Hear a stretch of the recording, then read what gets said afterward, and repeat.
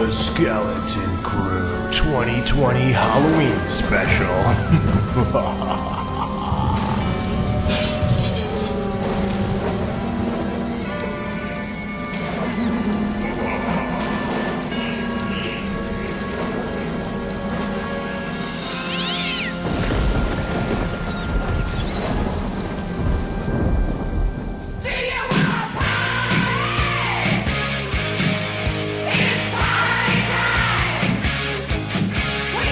Welcome to the Skeleton Crew 2020 Halloween Special. Instead of giving you one big show like we've been doing for the past couple years since our basic retirement, this year we have a special. It's 2020. You guys are bored out of your minds. You can't do what you really want to do. Things are limited, so when there's normally limits, when we have one show every October of every year, now we have 8. We're talking about Motel Hell from 1980. In which a seemingly friendly farmer and his sister kidnap unsuspecting travelers and bury them alive, using them to create the special meat they're famous for, because after all, it takes all kinds of critters to make Farmer Vincent's fritters. Woo! And I can't believe the synopsis just gave that away, but whatever. Because it doesn't matter. The movie's from 1980, so most people know it. Although I thought they did, but turns out we're going to find out not everyone did. This is directed by Kevin Connor and stars, first and foremost, Rory Calhoun, the great Rory Calhoun as Farmer Vincent. Rory was, he used to be, years and years before this, he was a cowboy star. And then in his later years, you would see him pop up in a lot of horror, like cheaper horror movies, because that happened to a lot of old stars at the time. They would end up in horror movies. So you see him here. You've got Paul Link is his brother Bruce, who was also the cop, who most people, well, at least people my age, would know as Grossman from Chips. Nancy Person played Ida. Yeah, see? Nina Axelrod plays Tilly. And we have the phenomenal Wolfman Jack. Yeah. The legendary Wolfman Jack playing a reverend who looks at porn, but, you know, there's that. Oh, that guy? Let's not forget that these are brothers, yet Calhoun was 26 years older than Link. That's family planning, guys. Yeah. Years in the making. They're like, I'm just not ready yet. 10 years later, are you ready to have another? Honey, I just think we should hold off. Okay. Now she's like 46 years old. 16 years. And then he was sort of like his, daddy brother, I guess. Yeah, exactly. Right? One after another they come.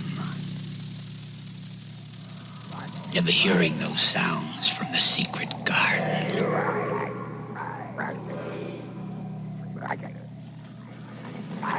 Never suspecting they will soon be making those sounds. One after another they check in and pray for the day they can check out.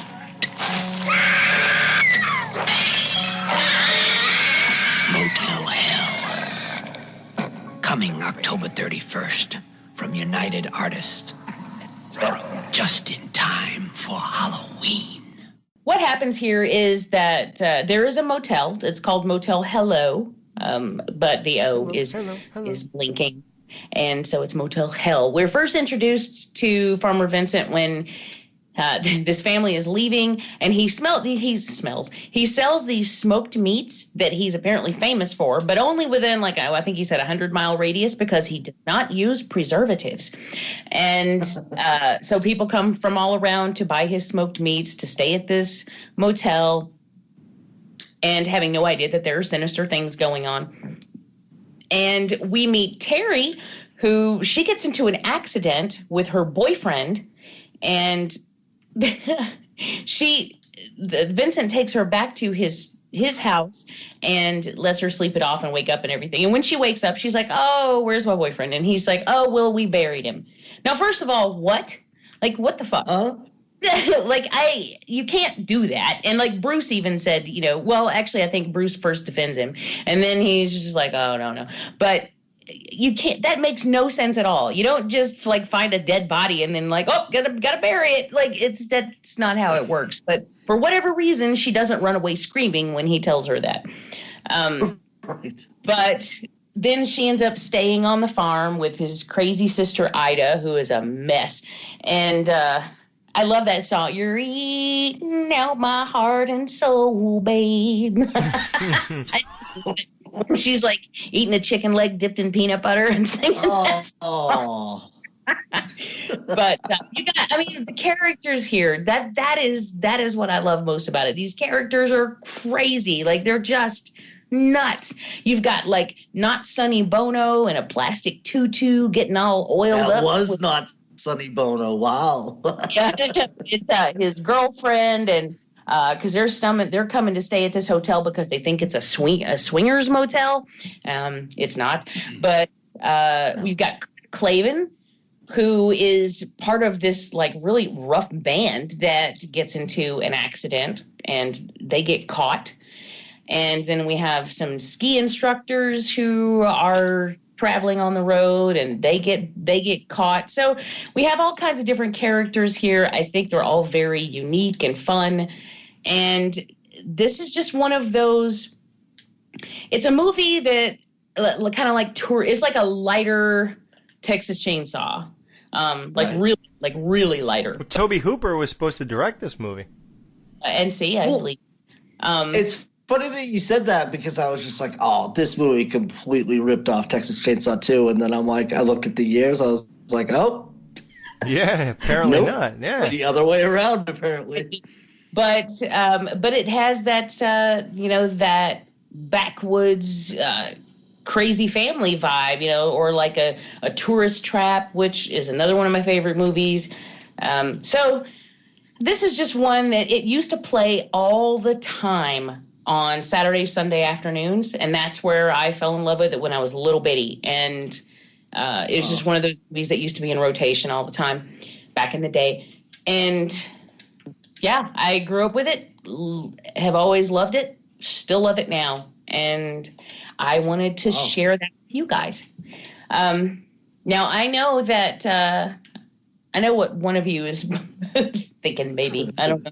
But I'm kind of curious about Alex, because I haven't heard anything from about this. What are your thoughts on Motel Hell? My thoughts are that I love that this movie was even made. I mean, who read the premise and said, yeah, let's do this, Like, what were the actors thinking, the ones who read for the head patch?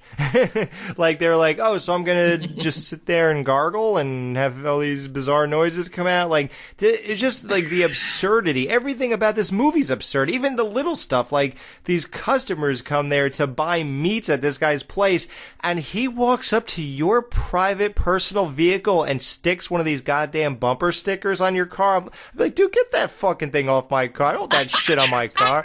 Like, right? How brazen and is the guy's happy about it. Right, the guy's like, oh, that's what this car needed.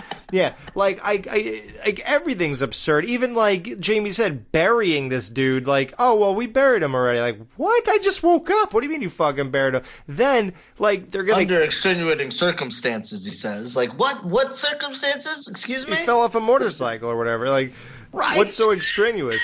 Like, and then they're going to keep this girl there, they said. Like, and what, use her as help? Is that what you normally do when someone's has a motor vehicle accident nearby? And you just keep them there? Like, doesn't she have to, like, go home and go back to work? Or doesn't she have, like, a life? Doesn't she have to question any of this? Right, yeah. She just says, oh, so what? I just stay here now? Is that what we do? Like, till you're better? Who are you to determine what's better? And didn't that shit kind of remind you of Amy Steele a little bit? Yes. Right? That would have been... I wish she was cast for this. I mean, this girl was good and did a good job, but I kept getting this Amy Steele vibes. I was like, I just want her instead. But, yeah, like, the absurdity, a cabbage patch of human heads, bodies buried in the dirt, vocal cords severed, and they make this horrific, haunting, gargling sound constantly. And they feed them until they're ready for harvest. for sausage meat, you can't even see how fat they're getting. How the hell would you know they're ready for harvest? No, it doesn't make any sense at all, because apparently he thinks his meat is ready to eat when it's been stewing in its feces and urine for days at a time. And I wondered, like, I mean, there are things that don't make any sense. Like when he harvests, he's harvesting people that haven't been there as long as some of the ones that he left. So what are you waiting for? I don't understand. What's the sign? How do you know they're done? When does the needle pop out? Exactly. Stick a thermometer in them. And I love how they try to give this movie like some normal plot points, like the love triangle with Vincent, his brother, and this chick. Like, oh, okay, so right. Now we're doing some normal shit here. That's weird. And like, and Terry's attracted to Vincent eventually, and I'm just getting like sleepaway camp vibes of Mel and Meg. I'm just like, oh, is this like a thing that happens back then? And then you get this like revenge of the Cabbage Patch Heads at the end of the movie. It's just fucking hilarious. Like, this can't be seen as anything serious at all. But it's weird. It toes this weird line of being like a straight up horror film and a black comedy. And I know, like, weren't they even struggling with how they promoted this? Like, they didn't want to write like "You'll Die Laughing" or something was on a few of the posters, and they really didn't want. They started changing their mind and how they want to present this to people. And like, I don't know how you present something like this, and then you try to play it off with this epic battle with chainsaws and a pig mask and everything, and then you get this character moment where he admits at the very end he used preservatives because, you know, that's what the whole movie was hanging on. Like, it's After all that. I love that. I love it. I used preservatives. Oh shit. Well, then forget everything else. Yeah, so Right. like, I always knew that this movie was kind of weird, but I did get the Blu-ray and everything. I am into it. I definitely try to watch it like on a late Saturday night, like every 5 years or so. It was great watching it for this Halloween special we're doing. And knowing Dan has never seen this, I couldn't be giddier if I literally tried. So I know how Dan reacts to certain things. So as I'm watching this, I'm just smirking, thinking of him watching this. So I cannot wait to get Dan's take on Motel. Hello. Well, first and foremost, I was sitting there wondering, what did I do to these guys? Why are they so mad at me? That they made me fucking watch this thing. No, okay. This is another one. This is another movie that it's always been around. You always hear people talking about it. A lot of people watch it, you know, during the Halloween season, whether it be September, October, to get you in the mood or whatever. So I was like, yeah, you know, here's the perfect opportunity. I gotta be honest with you guys. I hated every fucking second of it. Yeah? Every fucking second, besides a couple of lines. But here's the thing, though. Here's the thing. You mentioned Tourist Trap, Jamie. I didn't like that either. So I'm thinking, well, maybe this just isn't my jam. Like, maybe, I don't know. How the hell do you not like Tourist Trap? What is that about? That chick was so hot, dude. Jimmy, I saw the first fucking 20 minutes of it, and there was some ghost shit. It was so stupid. I'm like, get off of my screen. It's just not my thing. And here's the crazy thing, too, though. We still, to this day, we always talk about a lot of movies. 9 times out of 10, we're directly in sync. Like, yeah. It's like half a point off on our ratings. And then a movie like this will come along, and we're so fucking far off, it couldn't be more ridiculous. Like, I see a movie like this, and it's just not for me. I'll give them this. There were a couple lines that I literally laughed out loud at, and the pig mask fight at the end, just in its ridiculousness, like, that was cool. Like, I dug that, you know? That might have been the one bright moment for me personally in the whole entire movie. And I think I would say that because of this. Because of something that you alluded to a minute ago, Alex, where you're like, what is this? What am I watching? Right. And you can blame that on just me being ignorant. I don't know, maybe whatever. Like, it's just I couldn't connect to anything going on with it. I didn't find it particularly funny. I hated obviously the characters. I just didn't, you didn't like, find this. Did you find it engaging, or was it tough to sit through? Oh, dude, it was so tough. What about the scene of the weird couple in the hotel room? What were you thinking at that point? Okay, I'm like, all right, so I was having trouble trying to follow who we were supposed to be following. Is there a protagonist in this movie? And like you said, no, it's just a bunch of characters that they set traps for and they fucking get, you know? And it's just, I've never seen a movie like this. I'm not gonna lie, it was so all over the place. But here's my thing too, though, and whether people would make this connection with a movie like this and something like a Human Centipede or I don't know, like something like that. Those movies have never been my thing, ever. Like I don't know. There's just something about them, and but like you know, here's the thing: a lot of people like these movies, and I'm not gonna knock them just because I can't see it, but I was completely blindsided by this one. I was watching it with like my jaw on the fucking floor. Like I don't understand. Like why Jamie picked this?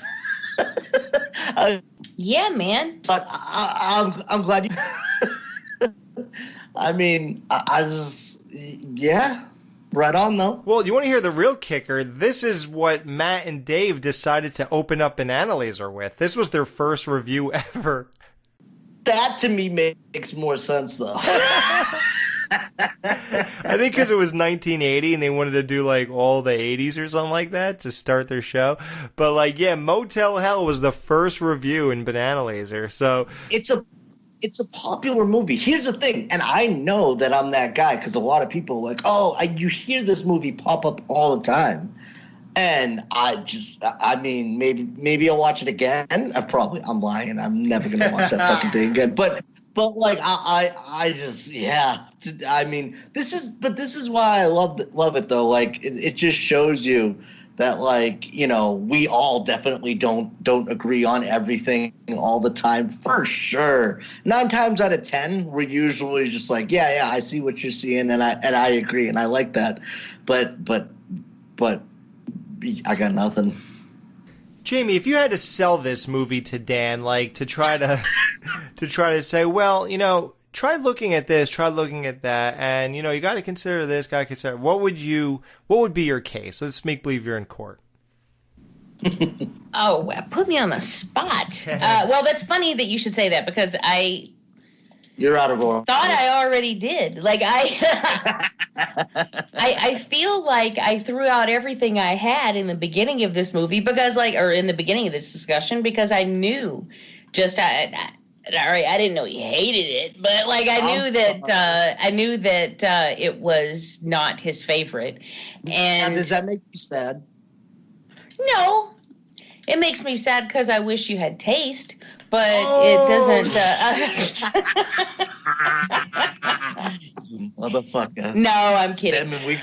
This is I do fully recognize that this is the kind of movie that if you didn't catch this early, then it's probably not going to grab you as hard because it was made at a very specific time when things were a little haywire, and movies just aren't like that anymore, you know? So, right. You know, I get it. But I guess if there was anything I could say to just consider, dude, I don't even know. Even Jamie's got nothing. I don't, because all the things I love about it, he's already said he doesn't. So, like, I don't know what to do. Okay, for me, I'll say this too. The tipping point for me is between all this bizarreness, like you said, you have a weird love triangle thing going on. You got that cop. I don't even know how many times he flipped sides. Like, I was so confused as to his stance and, like, is he against him? Is he? I was just so confused by that whole thing. Probably because I wasn't paying attention enough because I was so taken out of it just because of what the movie was. But at the same time, it's like it was the side stories. I was like, who are these people now?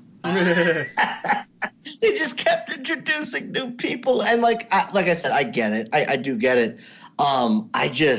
It was such a weird thing to like look kind of from the from the villain's perspective, and to see kind of, all these people kind of come through the movie, and then see the interworkings of their relationships and with the girl. I mean, yeah. And then the cop in the car later, and he kind of tries to rape her at first, and just what the fuck is going on here? Like, it's just bizarre. I mean, I get it's just bizarre. One thing I think is really cool about this movie, though, that is very different from any other slasher.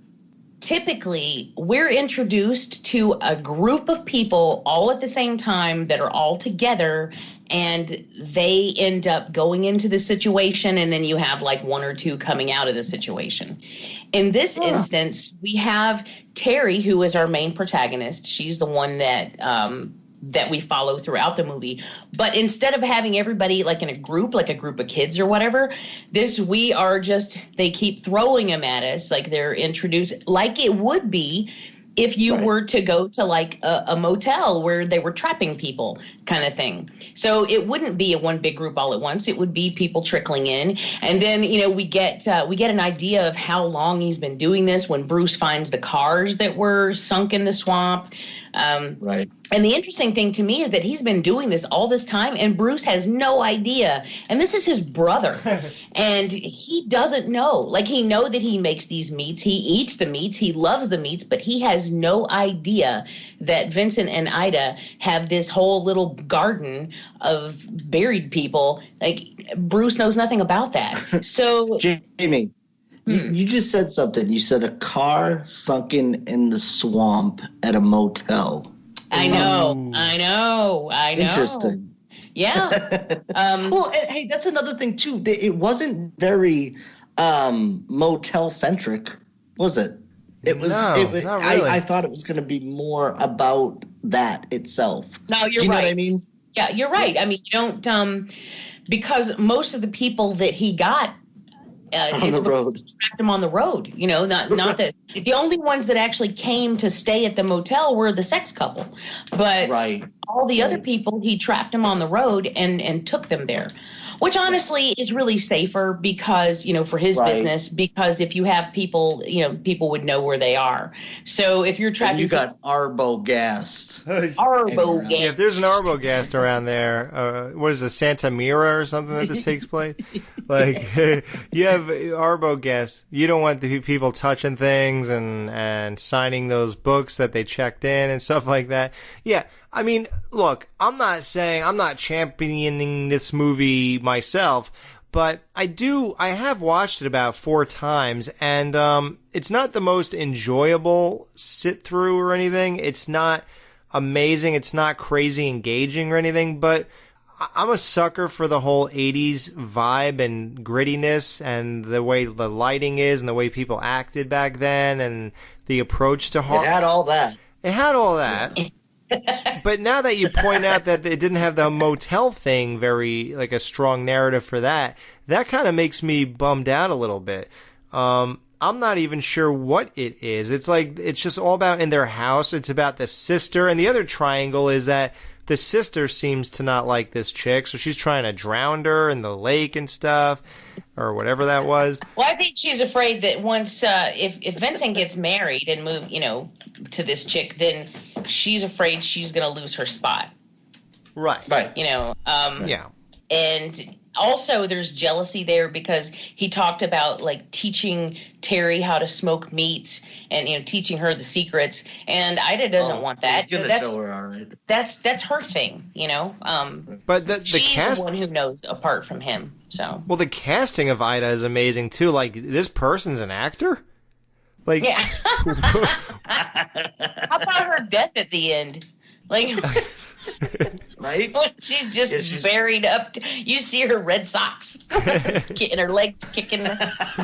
That's so stupid. But I love it. Oh, and the whole when he goes to harvest the people and he uses the light machine. Right, to trip them out. It's the old thing where, like, if the cows know they're on the assembly line, they start freaking out before they get killed, and then someone one time noticed that the meat wasn't as good. The meat tastes bad, yeah. Yeah, so they took that, and they said, well, how could we put that into this movie, and so they put this trippy light on, and everybody watches, and then as they're doing that and they're tripping out, they break their necks or something with the car. You know, it's funny that Dan's feeling this way, because even Fangoria magazine suffered with this movie. So Farmer Vincent had this whole pig's head toting a chainsaw, and it was the cover and the main story of Fangoria number 9, and it had such poor sales, that issue. And nobody knows if it was due to the photo or other reasons or whatever, but it eventually led to number 9 being one of the priciest and rarest of the Fangos of the 80s. So, oh wow, yeah, it had such poor sales because people weren't even interested in that. And the budget for this movie, somebody invested $3 million into this, and it grossed 6.3 and worldwide. Yikes. Yeah, so maybe that's why they played it on TV all the time. I bet the rights cost nothing. Right. And believe it or not, that end climactic chainsaw duel, it took 5 12-hour days to film that.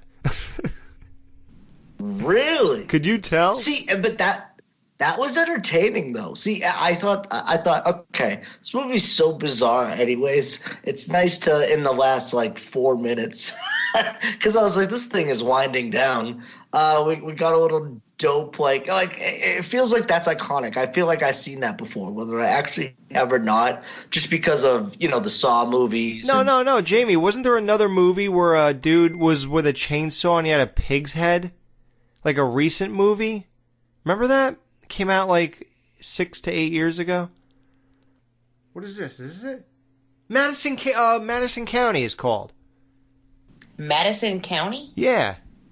I don't think I ever saw it. Oh, okay. Yeah, there's another movie. It's a horror movie called Madison County, and it's a dude with a pig mask on. Huh. Yeah, look that up. Yeah, it's a Madison County 2011 horror movie. And that has that reminiscent thing. Well, he's carrying an axe in the pictures I'm looking at. Oh, I've seen that cover. Yeah, I've seen that poster. I never watched it, though. Maybe that's what Dan's thinking about. So, well, how do we rate this? I'm afraid to ask. I guess we'll go to Dan first so we can end on a high note. So, Dan, how do you rate this movie? How many of Farmer Vincent's fritters are you eating out of 5 for this movie? I'll give it a 1 fritter just out of respect because Jamie picked it. You don't have to. No, okay. There were a couple funny lines in it, I thought. It was shot well. It was I've seen a lot worse, definitely. I thought the acting was pretty good. You said the main guy there. You could definitely tell this wasn't his first rodeo. See what I did there? 'Cause he was in that. No, but listen, I understand why people like these type of movies. I know this is not my jam. I kind of knew going in, but even with an open mind, yeah, for me this was a piece of shit. I hated it. Happy Halloween! We have Dan's Chicks rating too. So she says, first time watch. Yeah, well, it was something. I know I like plenty of dumb films, but this one just isn't for me. I will say the chainsaw fight was definitely a highlight, so for that alone, she gives it a 2 out of 5. Oh, see, and I did not only see that, but we didn't talk about the movie at all. Okay. So that's pretty much, that's crazy. The general consensus in that house. All right, Jamie, what do you rate? How many fritters are you eating out of 5 for this movie? I am going to eat. You can have mine. Here, Jamie. If you're eating 4 of them, they're Dan's. I'm going to eat 9 fritters. No, I'm going to eat 4.5 fritters. I would eat 5, but I'm kind of full. So I'm going to eat 4.5. I mean, yeah, it does. I have to be completely honest in that there is a little teeny bit in the middle where it drags a little bit. But, I mean, I still watch it a bunch. Like, I've seen this movie so many times. So, but it's not, I wouldn't say I love it. You know, I really, really like it. Wow. Nice. I will eat 3 out of 5 fritters. I like it. It's, you know, I've seen worse. It's definitely a movie that I can revisit. I won't do it, often.